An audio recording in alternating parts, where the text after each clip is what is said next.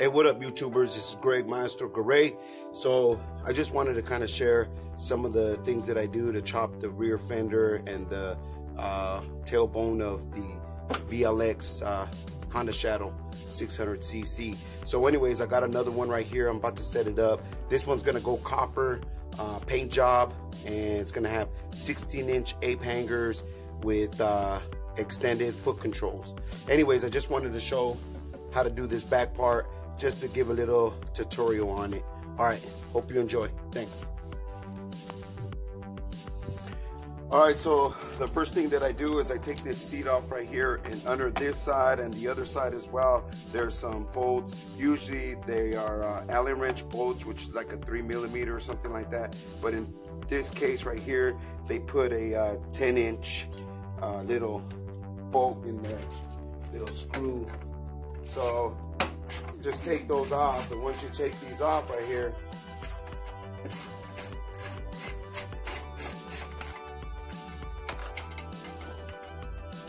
once you take these off, then you could just go ahead and kind of just slide it back a little bit, and then it pops off.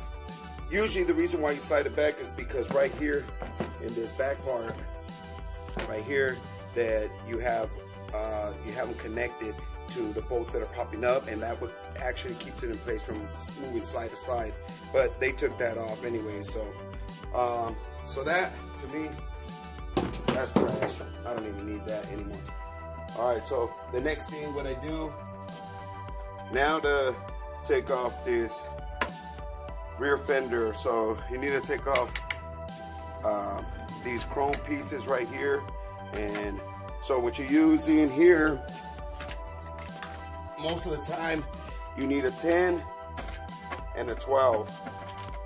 So this guy put a little rack on the back, and the rack connected to right here on the back part of the fender, and then it goes around over here and it connects back here. So another thing you want to do is make sure you take this license plate off. That way you get that off before you forget about it or lose it. Put that, take that off, and then also this rack right here was connected to the back of the frame right here, which is the backbone. So I had to take that screw off there too.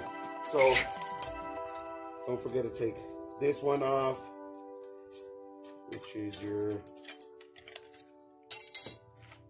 I just throw everything away. So I got that, boom, put that to the side. And then this piece here, I already took the bolts off. It was 2 bolts right there.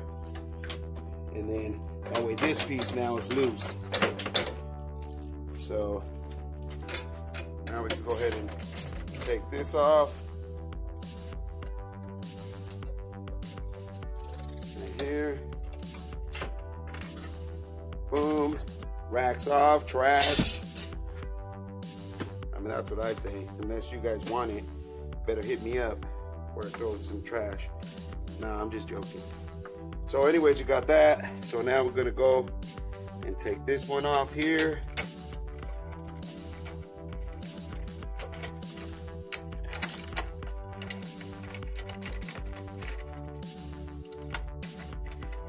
So these little side pieces come off. All right, so what I like to do is have some dikes ready and just go ahead and cut this wire off. Pull that, that's trash. And then take it off this little clip right here, and there's another one on that side. So there's another little side bracket right here on that side. Do the same thing, and then cut your wires. Okay, so there was 2 more 10mm bolts right here. One here, one here. So that should do it. Slides right off. Boom, like nothing. That's trash. So now you got the frame right here, and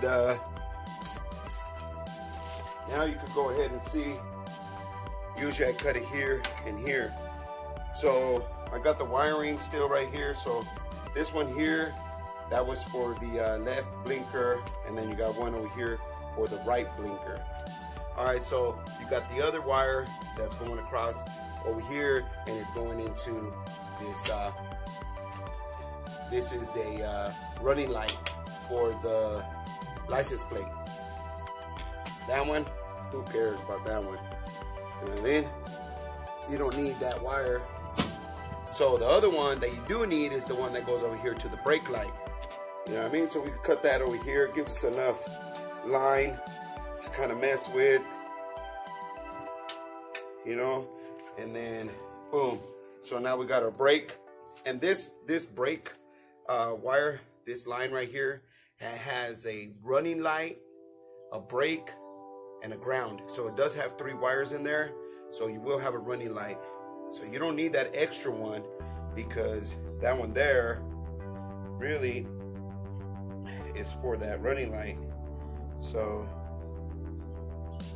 what I like to do is just pop that whole thing off. Just clips right off, and then you could use that for something else if you needed it. So I'll put that to the side, because sometimes you can add extra stuff, you know what I mean? All right, now it's time to cut it. Okay, so I'm gonna go ahead and cut this tailbone right here, and what I'm using is this bandsaw right here. Dude, this thing is so much easier. I mean, I've tried several ways in the beginning, but with this, oh my gosh, it's like butter. All right, so anyways, I put a little marking. I like to be able to put it where there's not much of this thin part of the frame. So it's fatter right here in this area, and then it gets real thin. Some people like to cut it back here and leave it, but I don't like that, because it leaves like I don't know, like a tail sticking out. I think it doesn't look cool, but where I cut it right, almost where it meets, the fat meets the thin, kind of in between. That way I can make the caps later. So anyways, I just get this.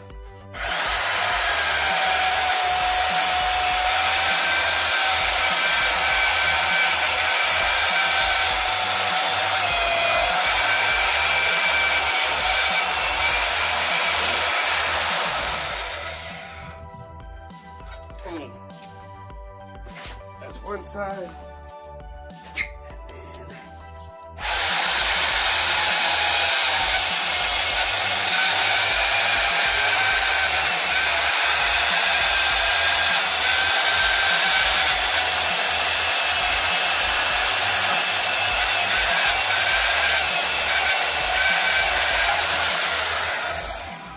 And that's the second side. Right there, easy. Trash.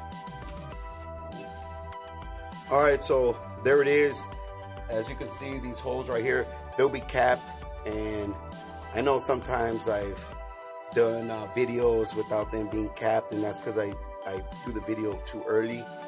And but I'll try to make sure on the videos that I have them capped, so you guys can comment like, oh, it looks good, but those caps look like crap. Nah, but anyways, after that, so depending on what you want to do, if you're gonna take this shock off and put a strut, or you know, I used to cut the spring on the shock, and it would lower it and still give it a little bounce. It'll be soft tail still, but you know, it's up to the individual on what you want to do. So anyways, I hardtail them now. I think it looks cooler because you get it pretty low. So from that point, whatever you guys want to do from there, it's up to you, man. So enjoy. Hope you enjoyed the video and enjoy your build.